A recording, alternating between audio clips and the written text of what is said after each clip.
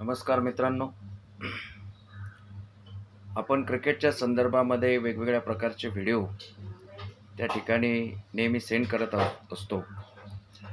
आज माझी आपणा सर्वांना विनंती आहे की माझ्या क्रिकेट ॲनालिसिस या चॅनलला त्या ठिकाणी आपण कृपया सबस्क्राईब करा.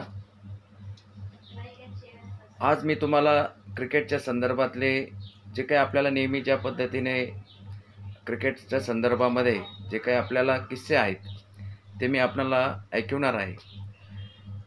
चालू घडामोडी क्रिकेटच्या मॅचेसबद्दल तर आपण बोलतच असतो, पण पूर्वी ज्या काही मॅचेस झालेल्या आहेत किंवा भारतीय क्रिकेटमध्ये काय काय घडलं किंवा इतर वर्ल्ड क्रिकेटमध्ये काय काय घडलं याच्या संदर्भात पण मी आपणाशी नेहमी हितगुज करणार आहे. असाच एक किस्सा मी आपल्याला सांगतो. दुर्दैवानं 2 दिवसापूर्वी भारतीय क्रिकेट संघाचे माजी प्रशिक्षक अंशुमन गायकवाड, ते माजी खेळाडू पण होते, त्यांचं दुर्दैवी कॅन्सरनं निधन झालं. पण अंशुमन गायकवाड यांच्या जी काही प्रशिक्षक कालावधी होता तो मला वाटतं 97-98च्या दरम्यानचा असावा. तेव्हा वर्ल्ड क्रिकेटवर एकूणच मॅच फिक्सिंगचं सावट होतं आणि त्यावेळेस क्रिकेट बघणाऱ्या आपल्यासारख्या तमाम प्रेक्षकांना थोडीशी चीड निर्माण व्हायला लागलेली होती. आणि अशा परिस्थितीमध्ये भारतीय क्रिकेट संघाचे प्रशिक्षक होते ते अंशुमन गायकवाड. अंशुमन गायकवाड यांची कारकीर्द भारतीय क्रिकेटच्या संदर्भात खूप चांगली राहिली. आणि मी याचं एक सांगेल की आपण जे साधारण आपल्याला जेव्हा क्रिकेट कळायला लागलं, म्हणजे माझं जर सांगितलं 97-98चा कालावधी आहे, त्यावेळेस बांगलादेश मध्ये एक स्पर्धा होती इंडिपेंडन्स कपमधली, आणि तेव्हा ढाक्याला आपण पाकिस्तानच्या 314 धावांचं आव्हान पार करून त्या ठिकाणी तो जो चषक होता तो आपण जिंकलेला होता.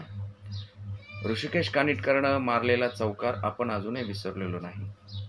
आणि तेव्हाच अंशुमन गायकवाड पण भारतीय क्रिकेट संघाचे प्रशिक्षक होते. त्यानंतर जेव्हा आपण शारजामध्ये ऑस्ट्रेलियाला सचिनने ज्या पद्धतीने बॅटिंग केलेली होती, त्याने ज्या पद्धतीने रन्स केलेले होते, ग्लेन मॅग्राथला समोर येऊन त्याच्या डोक्यावरून 6 मारत असताना सचिनचं जे काही जी बॅटिंग होती ती पाहण्याला एक वेगळीच मजा होती. आणि तेव्हा विशेष करून दूरदर्शनवर क्रिकेट कमी दाखवायला जायचं. स्टार स्पोर्ट वगैरे, ESPN हे अशा प्रकारचे जे चॅनल होते की जे आपल्या सर्वसामान्य क्रिकेटरना बघायला प्रेक्षकांना खूप प्रॉब्लेम होता. त्यावेळेस फारसं काही टी व्हीचं म्हणजे एवढं हे नव्हतं आपल्याकडे.